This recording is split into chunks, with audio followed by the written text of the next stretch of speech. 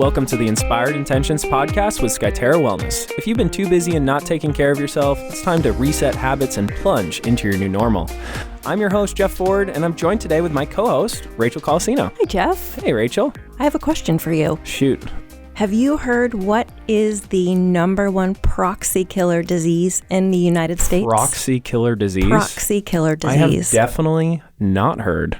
So have you heard what causes more than 60% of all basic human illnesses? Like just general, in general, getting the flu, getting a cold, stuff like that? Yep. No. Stress.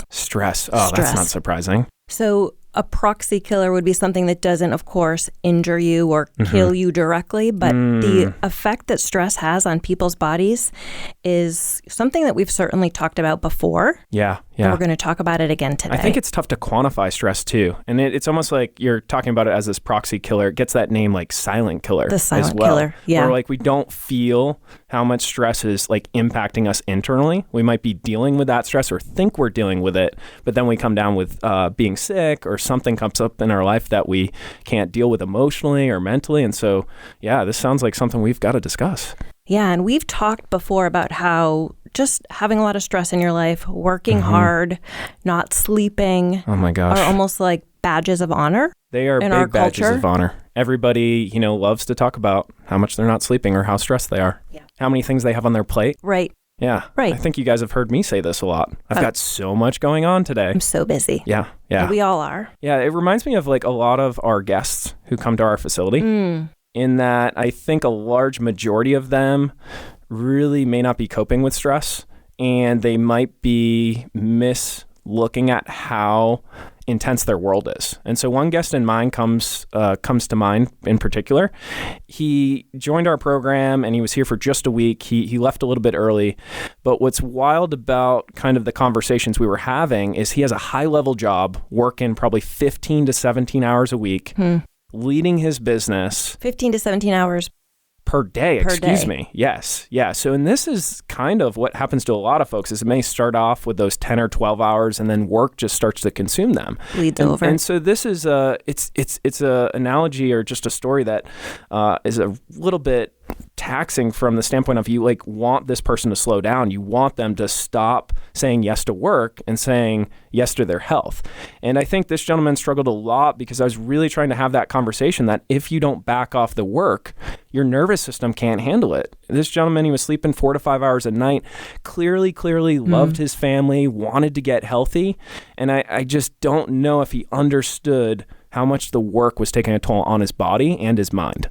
And I think, too, stress reduction can be seen almost as touchy-feely. 100. And someone who's very successful and very driven in their career may see it as, oh, I don't need to work on that. I'm working hard. I'm very successful, to your point.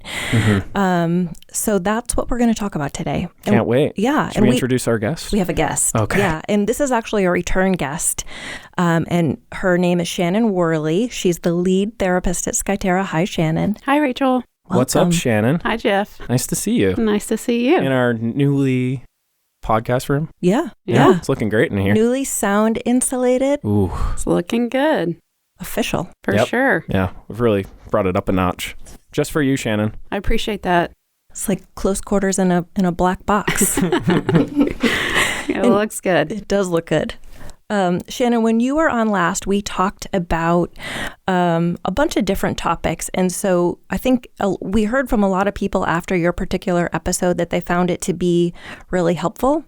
And so today we have you back to talk about one really specific topic. And would you like to introduce it? Sure. So I'm here today to share some information with you guys about a thing called the window of tolerance. The window of tolerance. This must have to do with stress. It does. Cool. How did you know? It might have something to do with how our we intro. started this off. Yeah, the window of tolerance. And of course, we did a little bit of research ahead of time. And from what I've read, the window of tolerance is used to describe a zone of arousal in which a person is able to function most effectively. So we're going to talk today about finding that particular window. Yes. Did I introduce it correctly? Yes, you did. Yes. So the window of tolerance is really our optimal arousal zone. This is the place that we want to find ourselves living in most often, okay? It does have something to do with the nervous system. It does have to do with stress. We can actually train our brain and ourselves and our behavior to be able to find the window of tolerance even with stress, okay? Wow. So the window of tolerance, optimal arousal zone, this is the place where you can feel and think simultaneously. It's the place that you can respond versus emotionally react, which is what most of us do when we're very stressed, right? And also when we're very stressed or so stressed that we kind of feel shut down even. Wow. Yeah. So this is like a state we want to work towards. Exactly. We want to try to be in this state throughout our day, and we want to kind of identify some of those obstacles that might be standing in our way to kind of be more in tune with our emotions, that kind of thing. Yes. Cool. Nailed it. Yeah, it's tough when you're just reacting all day long. And I think everybody in this podcast room right now has experienced like being in reaction mode. Oh, sure. And just maybe not be able to feel like that ability to get to this window that you're talking about. Like Yeah, you're absolutely. in it and you might not be able to like pull back from it sometimes, just depending on what might be going on. That's right. Shannon, I want to go back to your definition a little bit because I want to make sure that we fully explain what the window of tolerance is. Sure. Do you ever call it WAT for short or no? What? Yes. What? Yes. What did you say? Oh, I'm just kidding. Sounds like a new like Super Bowl commercial or something. Yes, we do, right? It's easy. We're in the what. We're going to regulate into the what. When we're working with folks, we do say, let's find some ways that we can begin to support you to regulate back into the what. Mm-hmm. During your definition, you talked about the ability to feel and think simultaneously. What did you mean by that? So sometimes, a lot of times, when we want to react, right? So say something, external factors are causing stress or difficulty or challenge in our life. We want to react, right? We want to solve it. Maybe we want to control it. Maybe we want to push it away, not pay attention to it. And so we call that reacting and not thinking, right? Practicing the pause before we choose to respond. We want to be able to practice the pause, feel what we're feeling, understand what we're feeling, why we're feeling it, what message it might be bringing, and also think, right? Like, okay, that's what's going on.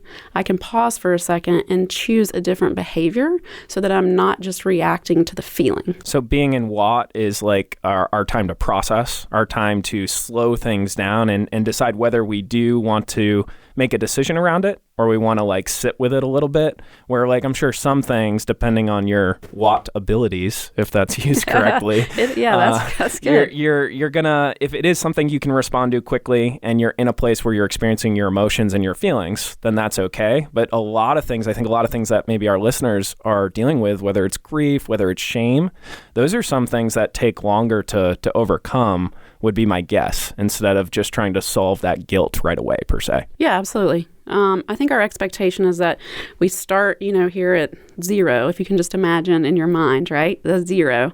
And Shannon, then you're always so good with images. Thank you. We're starting at 0, right? On this side of the line, however you want to see that in your brain.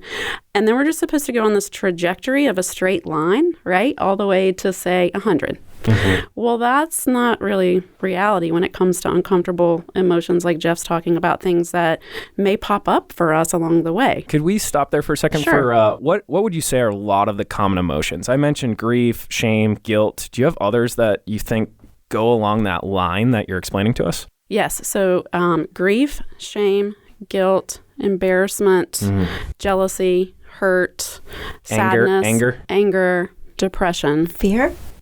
Ooh, there's a lot of them. Anxiety. Ooh. There's a lot of them, right? A lot of them. Even just like mood too. Mood. Yeah. And the thing with these, right, uncomfortable feelings is that we're never going to actually get rid of them. So they're going to happen in life. I think that's the thing that a lot of people, their perception might be, I do these things, XYZ, and it's going to get rid of, per se, these uncomfortable feelings, but they will come back. right? That's what we kind of referenced the last time about riding the wave. These things will come back. And so it's how do we change our relationship to them so that we can have a quality of life that is, a good quality of life for us, even when these things happen, even when these uncomfortable things happen. So it's like when you're like how you're looking at it is super important for your ability to get into what? Yes. Gotcha. Yes. Shannon, in your example of 0 to 100, what did 0 and 100 represent? Yes, sorry. So 0 would be the starting point. Right. So may I use grief for an example? Sure. Okay. So let's just say we have something happen, right? We have a traumatic event, maybe it's loss, and boom, starting point is 0, right? For that grief to begin from that specific situation. We think that we're supposed to go through some sort of, so we travel on the line from 0 to 100. It should be linear, is right? what we're thinking. It might work out. Thank you. That's the word I'm actually looking for. Linear. We're going through these stages, right? And then we're going to get to 100. I'm using 100 as a stopping point, and then we've mastered grief. So at 100, I have no more grief, and that's what we're told to believe. That's what we are conditioned to believe. Wait, we're never going to grieve again? That's not correct. I know. Yeah. I'm following. I'm just checking in with our listeners. I know you are. I think it's almost like when you think of this line, if folks could see you in the studio right now, it like more should be this jagged line, That's like right. up and down. That's right. Yeah. Yeah. Mm-hmm. So that's expectation might be this linear trajectory, right? However, it's more of like just what Jeff said, a roller coaster, an up and down, a sideways, back and forth, plummet, skyrocket. And we don't know when it's going to come back. We could be somewhere, a song might come on, we may have a certain smell, maybe someone mentions something to us, and then all of a sudden there's grief again. And so how do we, change our relationship to it, knowing that it's going to come? It's going to always be there. It's going to be there. And where does it live in our body? What are the signs that we all of a sudden may go into, a certain part of our nervous system? And then how can we recognize that, get ahead of it, and regulate into the what? Have you heard of this phrase by Mark Manson before? Every problem leads you to the next problem. And we only upgrade to potentially bigger problems. I think we could use this with emotions. Like every emotion you have leads you to the next emotion. Sure. And at times, like when we're talking about grief and shame and guilt, like these are serious emotions that need to be treated with respect and not with like, hey, like this is touchy-feely. Like, these are important things to solve. Yeah, that's right. We probably do, as life goes on, you think about it, you do upgrade the tougher emotions sometimes. Whether you have kids that come into your world, you have different things that happen throughout your entire life that, really make it probably hard to stay in that what when you want to. Right. And you're speaking a little bit to distress tolerance. I think I might have mentioned that last time. If I didn't, we need to talk about that, because what we want to do is actually create distress tolerance. So distress is the uncomfortable feelings. It's the challenging moments. It's the things we don't, because they're so intense, right? We do want to honor them. I like to use that word honor, right? We're going to give it space. We're going to respect it. We're going to talk about it. We're going to honor it. This is something you're going through. It's okay. Exactly. And by doing that, we build a tolerance to the distress. So each time it comes back, we have more resiliency to change our relationship, to say, oh, there you are again, grief. There you are again, shame. I know you. I don't have to choose the way I did before when I'm reacting. I can choose differently this time. And that's what you mean about the ability to think and feel simultaneous versus just emotionally react. Is that right? Yes. Okay. Yep. Do you think this comes with experience too? Sure. Like that's part of it? Yeah. I think it's a skill set. If you don't, how can you use information if you don't know the information, right? So it's a skill set to be able to, it takes practice to get back in touch with that. For sure. Cool. Would you say, Shannon, that through the practice that you are widening your window of tolerance? Yes. Yes. Okay. Absolutely. I do want to mention that trauma, like a traumatic event, and extreme stress can limit our window of tolerance. So we really want to pay attention.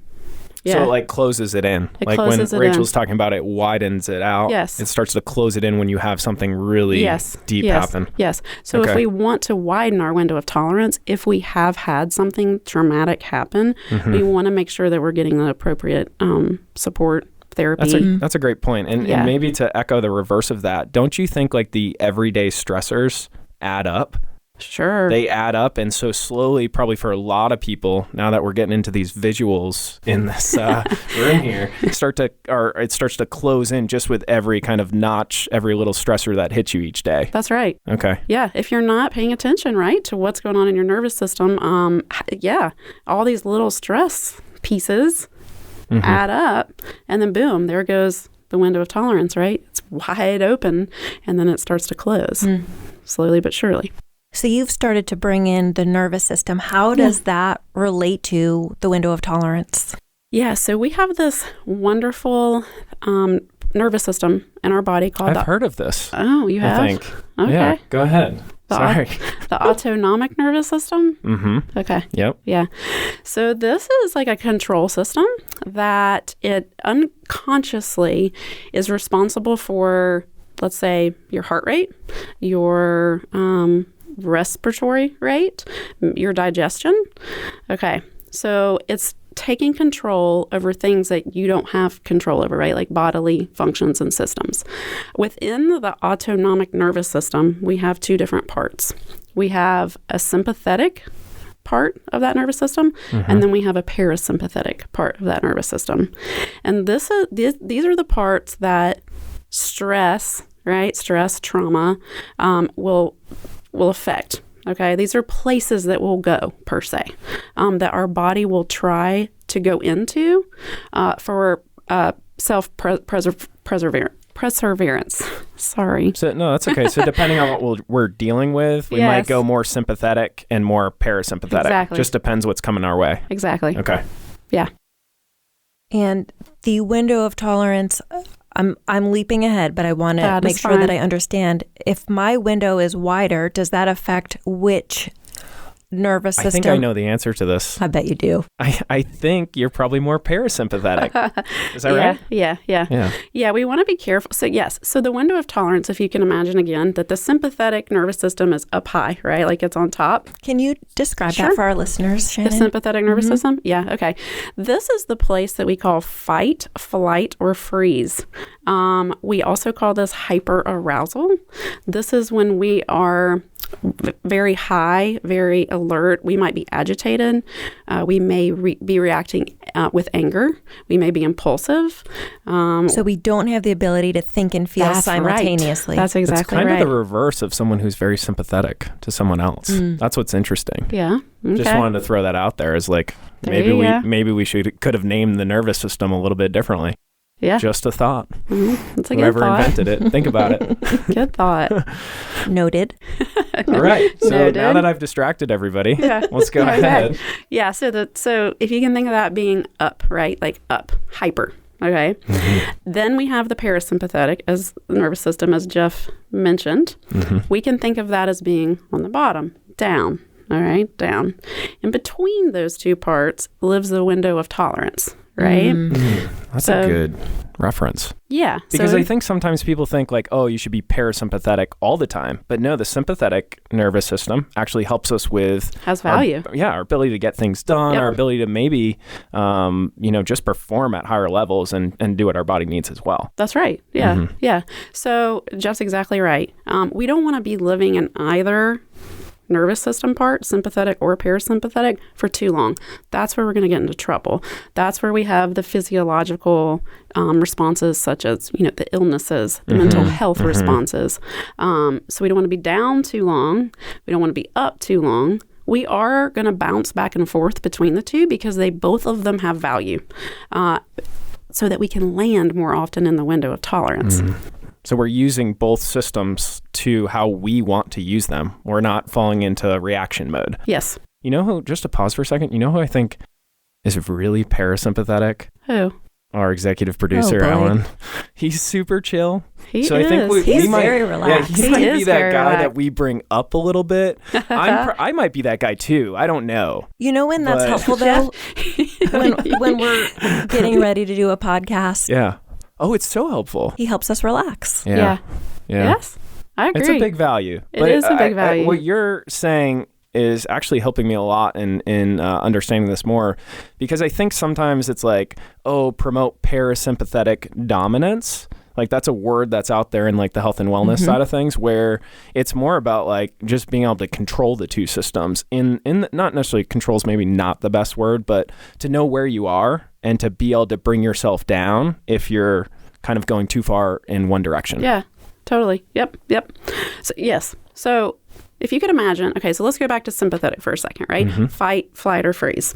This is a place where hunter and gatherers lived, okay? This is where we're hunting for food. We're trying to take care of our family. We're trying to stay alive. So if you can imagine what that might feel like, that's what we're doing to ourselves. Now, the input is different today. It's work emails. It's our phones. It's telephone, whatever, texting.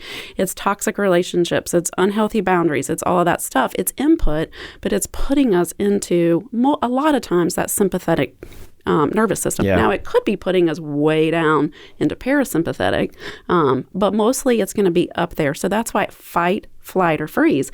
And sometimes we'll shut down because our bodies are literally trying to protect us, right? That's the whole point. The body like recognizes that this is too much to handle. That's this right. is overwhelming. Yes. What does that feel like, Shannon, for people? What are some signs to recognize when you're in that state? I think physically in your body, you're going to have, you'll tense, right? We all feel stress in certain places. And our body will hold on to trauma. It will hold on to trauma. It will hold on to stress. And if we don't address it, it will manifest. So it could be heart disease. It could be increased headaches. It could be sleep deprivation. Gosh, what else? Memory, concentration, focus, anxiety, depression. Appetite, weight loss, weight gain, all kinds of things that are happening. Blood pressure. The list could go on and on. And you actually feel paralyzed, meaning that in certain areas of your life, you're not able to optimally function, right? Because that window of tolerance is the place of optimal arousal. So if we're not in that and we're in one of these extremes, we're not going to be able to function at our optimal level in all areas of our life. I think freeze is one of those ones folks don't think of either. It's like you just stop. Like you just stop dealing with what you maybe need to deal with to broaden that window back out. It could look like apathy, right? Becoming apathetic, just not caring, not addressing things. Exactly. It's not a great place to be, I imagine. Yeah. No. So, Shannon, if you're spending a lot of time in hyperarousal, parasympathetic, are the feelings and symptoms different, or is it pretty similar? Can you ask me that one more time? So we were just talking about if you're spending a lot of time in sympathetic nervous system. Yes. If you're in parasympathetic, what does that look like? Yes. Okay. So this is going to be where we're numbed out. Maybe we have a lack of emotion. Maybe we're not reacting at all. There's no empathy. We are, memory focus. Both of memory focuses in both of those. So it's almost the opposite. We call it rest and digest because there is value to it, right? Because it's telling you your body's safe when you're slowing down. So your body thinks, okay, I'm safe, right? I'm slowing down. I'm going to be able to function. My digestive system is going to be able to function. So there are things working, right? But we don't, if we're down too low for too long, that can become an issue as well. This is where we might be looking into, mood disorder, right? Would it be more like on like the depression side of things? Is that fair to say? Yes. Yeah. And I think that's something that a lot of folks suffer from. Yeah. Just in general, like 1/3 of people will have feelings of depression at some point in their life. Yes. Yeah. Man. Yeah. How does trauma, I know you mentioned before trauma, how does trauma play into all of this? So I think I mentioned earlier that if we have had a traumatic event, right, it literally, our body keeps the score. So there's this wonderful book written by Bessel van der Kolk called The Body Keeps the Score. I highly recommend that book if you're interested to learn about how stress and trauma can affect our body physically. Our body will hold on to it. We'll put a link to that in our show notes. Yes, awesome. Yeah, it's a great book. Our body will hold on to it, okay? And so it will manifest, like I said earlier, and it could be a very serious illness. And so if we have had a major traumatic event, it decreases our window of tolerance enough.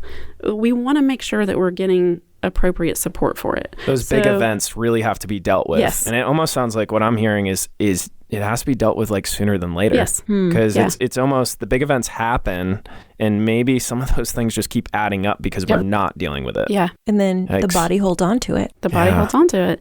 And if we don't, right, not only does it decrease the window of tolerance, boom. It could be 5 years later, 10 years later, all of a sudden we're like, how did I get here? What is going on? I don't know. And that's sometimes can be the source.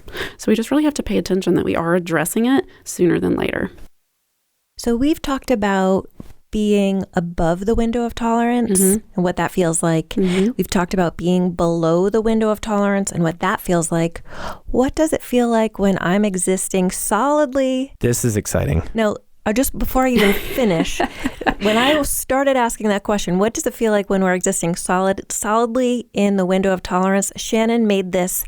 I wish I could. She got excited like me. She got excited. She kind of looked upward. She shook her head. It's like a revolution, She probably smiled. when you're in the Eyes middle. were wide. Yeah. What does it feel like? Gosh, it feels so like just a release. You're able to just fluidly think, feel. You're able to feel safe. You're able to have increased empathy for other people. You're able to really tap into your values, your ethics, things that are important for you. Your choices, your decisions are made from this place of like the pause, right? Like, what am I doing? Why am I doing it? Right? Whatever that is, whether it's a response to somebody else's behavior or not, or a choice or decision that you're going to make. It's just this place of, so I talk about the window of tolerance in Stress Redefined. Which is a lecture at Skyterra. Exactly. It's a core lecture. We do it every week. We do it every week. Super important. Yes. Very important one. Yes. Core curriculum. Yes. Got to come to experience it. Yes. I literally draw a window on the board, and then I put little curtains with it, and I draw birds in the window. And I put a Such good images, Shannon. Are you a good bird drawer? Oh, Is that like really. a thing? Not really. No. It's kind of like stick figure birds. Okay. But All they right. work. Did you guys ever see that movie Birds? Super scary, like Alfred Hitchcock. That's not the imagery we're trying to create, but Jeff. no, I'm giving the flip side of it. Everyone learns differently, and some people have to know what it doesn't look like. Okay. I know we've covered this, but people know the movie Birds. Fair And that enough. is not the window, the what we want to lead. No. Yeah, so if you can just picture not the Alfred Hitchcock bird, however, a nice window with some curtains and a sun and whatever bird you would like, that's how I like to imagine the window of tolerance. It's this place of peace, calm, right? That you're able to just function at your optimal level. Maybe you're moving more. Maybe you're paying more attention to your nutrition. You're sleeping better. Sounds like you're putting yourself first. You when you need absolutely to. are. Kind of blends in with that self-care equation of things. Yeah, you're able to hold boundaries with yourself and other people. Right? Yeah. This is where we want to be. Sounds like a nice place. I think I'm there rather often. And that's maybe the question I have is like, no one's ever like perfectly in the window for their 24-hour day, right? No. Okay. Yeah. I don't want to give like that perception. Yeah. We just want to practice being able to identify when we're not there and try to regulate ourselves there more often. And what I'm also kind of gathering is like you can create routines around this so that once your awareness is heightened, which is the first step to changing behavior, you Triangle can then of change. Yeah, triangle of change. You then literally stay within that window more often because you have high awareness and you've developed some routines. Like I love the word boundaries. It's something we talk about a lot. You now know that these boundaries are important for you so that you can manage these stressors, the big ones and the small ones that come up every day. Exactly. That's cool. Exactly right. Yeah. I love it. I love felt my that you mood know. change through this episode. You know, like did? when we did start talking about like sympathetic, and then you could feel that kind of change. Yes, especially watching Shannon's reactions. Yeah, that was cool. Yeah. She might have to be our next Facebook Live podcast when we have her on again. That could be a lot of pressure. We're having a live podcast? Not right now. Not right now. Okay. And she just left the window of tolerance when we said that. So you guys are already doing it. We're You're helping. getting it. Yeah, we're creating awareness. Shannon, what are some ways that if I notice I'm not in my window, what are some ways that I can get into that window of tolerance? Oh, that's a great question. I love this one. So let's start from sympathetic, right? That's that hyperarousal place. This is where you're going to want to do the more grounding, centering type of immediate to bring yourself down. Yeah, to bring yourself down. Exactly. So this would be something where maybe we are listening to sounds like water. Maybe we're having warmth. Maybe we're having containment. Maybe we're doing something like using a weighted blanket. Maybe we are experiencing or using essential oils, grounding blends like lavender, chamomile, stuff like that. Could it be as simple as like breath? That's something we haven't spoken about a lot, but probably another warning sign of this state is like you're either stopping. Yeah. So if you want to come down, right, we're going to want to do those long extended exhales. Okay. I mean, breath is a key component here. Thank you for bringing that up, Jeff. Breath can immediately regulate your nervous system right away. Whether it's bringing you down from sympathetic or bringing you up from parasympathetic. That's one of like the quickest things you can do for yourself. Easy access. And develop just if a breath I practice. may interject, definitely breath practice and nasal breathing. Yes. Oftentimes when we're in that sympathetic state, we're mouth breathing all day, we might be talking a lot, we might just be not breathing too. And so oftentimes a lot of people are over breathing. So this is really an easy step that our listeners could take. Absolutely. Nose to nose. Boom. Nose to nose. Boom. Boom. Yep. So those are some things you can do to come down from sympathetic. All right. Now, those are quick access coping skills. We do want to still make sure we're paying attention to the feelings, right? We want to get there. So coming up from parasympathetic, right? We're going to bring up. This would be the opposite. Maybe we're playing catch. I literally keep a ball, a small ball in my bag. So if I'm feeling a little low, I take it out and I just start to toss it. What kind of ball? I love that. A therapy stress ball. One of those ones you squeeze? Yeah. Oh, very cool. Does that work, Shannon, when you do that? It does. That's really neat. I almost was going to think that she was pulling out a baseball because her son is a really great baseball player. I might have to switch that ball in my bag. Because then it'll make you think of him. And when you throw it up. My happy place, window of tolerance. We're solving things on air. We are. Look at us all the time. So cool. Teamwork. So play catch. You know those big yoga balls that we call physio balls? Sit on one of those. Roll around on it. Maybe use that as your Can you bounce up chair. and down? You can bounce up and down. So I'm hearing movement. Movement. Yes. Maybe we were moving. Maybe we're doing some standing yoga poses. I'm also hearing like enjoyment. Absolutely. Like maybe it is going to whatever it is that makes you happy and brings you up out of that bottom zone there. Yep. That's exactly right. We could also use essential oils here. We could do the more uplifting ones like peppermint, spearmint, eucalyptus, lemon. I think Shannon really likes essential oils. Yeah. She does. It's cool. Yeah. It's nice. We have an essential oils class now. That's right. We do. Yeah. So, there we go. So, got to come to go to essential oils. You can figure out which ones we can use to regulate our nervous system. There you go. To help regulate our nervous system. So, Shannon, is there anything that would cause us to be in a fake window of tolerance? Yeah, that's a really good question, right? Fake what? Yes. So let's just talk about that for a second. Some things that might cause us to be in a fake window of tolerance would be food. Okay, now we're not talking about just eating our consistent meals. This is where we're using food, alcohol, other substances, maybe there's some other things as the majority of our coping skill. And so often when we are using these things, we're trying to numb out or not pay attention to those uncomfortable, intense emotions that we have been talking about throughout. And so they're going to provide a very quick fix. We call it a quick fix. It's a very quick regulation of the nervous system, whether it's bringing you up or down. So we're training our brains, right, to say, okay, when I go to the food or whatever it is for me, it immediately gives me the sense that I'm in somewhat of a window of tolerance because I'm either way up in sympathetic and hyper aroused or way low in parasympathetic and hypo aroused. And so our brains say, okay, go to the food, go to the alcohol, go to whatever, over-exercising, other substances, because you're going to regulate. The problem with that is it's not sustainable. It's not a healthy, sustainable way to address nervous system regulation. Now, it's going to make us feel good, right, in the moment. It doesn't actually solve like what we need to change or what will make us actually feel what we need to feel. Yes. Yeah. Wow. Yep. It's not going to address the underlying need that's wanting to be met. And some people do these different responses from a standpoint of that might be really extreme for some folks, but that it might be little things like going out and having a beer after work or something like that. Yeah. And there's nothing inherently wrong with that, right? It's just that we don't want to do that for the majority of our coping skill. We want to say, I know what's going on. I've identified it, right? Because now I know about the different parts of my nervous system.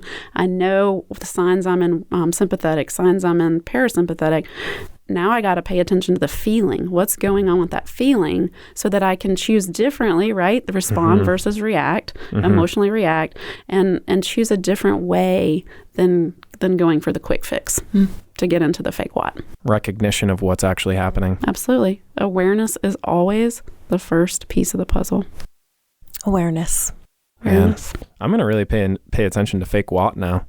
Yeah. I want to be in the real what, yo. All the time. Right? As much as possible. And I think that's almost like something we can all strategize around, like individually, and use some of these strategies you said, whether you do feel sympathetic or too low parasympathetic, right. Pull yourself out of those states sooner than later. Yeah. Shannon, is awareness what you would tell our listeners? So if someone's listening today and they want to know, what's the first thing I should do? What's the easiest thing that I should do? What's the first step? Would it be that awareness, or is there something else that you would recommend for people? I would say awareness. I mean, you have to be aware that something's going on, right? And unfortunately, a lot of times we've gotten to this critical place that we've not paid attention for a long time to the stress. Just being aware about what you were talking about in the very beginning, right? The proxy killer, just being aware how intense stress is. It is. And what it can do to our body and our mind. I mean, this is no joke, right? I read recently that nearly 50% of people lie in bed awake because of stress. Yeah. Oh, yeah. The ruminative thinking, which is that constant thinking over and over, right? These things are significant. And again, your body will keep the score. Literally. Ooh. I love the title of that book. I think that might need to be the title of our podcast. That I can see why you chose the title.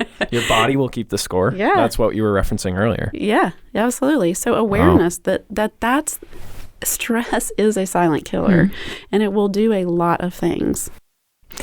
Great. Shannon, let me just go through a summary for our listeners. Let me make sure that I have everything correct. So window of tolerance is the area in which you are acting and thinking optimally. So you're able to think and feel simultaneously at the same time. You're not making decisions just based on emotion. Yes. Above the window of tolerance, we have that sympathetic reaction, that sympathetic nervous system, that fight or flight or freeze. Below the window of tolerance, we have that parasympathetic where you're very low energy. You want to be in the window of tolerance. To get you there, something that you can do from either state out of the window of tolerance is breath work. Yes. Nasal breathing especially. Essential oils to either bring you up or bring you down. And then your body is keeping the score. So that stress that you're not dealing with, the feelings that you're not dealing with are going to manifest possibly later in several different ways. And the very first step to getting into that window of tolerance is awareness. Absolutely, Rachel. Did I miss anything? You did not. That was great. Great summary. That was a great summary. Thanks again for being on today, Shannon. Thank you for having me. Thanks for coming back, Shannon. I really enjoed it. Thank you so much. You crushed it. Thanks. You really did, Shannon. Yeah, this is good stuff. You guys help a lot. Thank you. Yeah. The Inspired Intentions podcast is a production of Skyterra Wellness Retreat. Special thanks to our executive producer, Alan Broyhill. Send us your questions and comments to inspiredintentions@skyterrawellness.com. Subscribe on iTunes and everywhere podcasts can be found. If someone you know might benefit from this podcast, share Inspired Intentions with them and give us a 5-star rating. Join us next week as we cut through the unrealistic noise on diets and fitness and show you how healthy living fits seamlessly into your already busy life. Thanks for listening.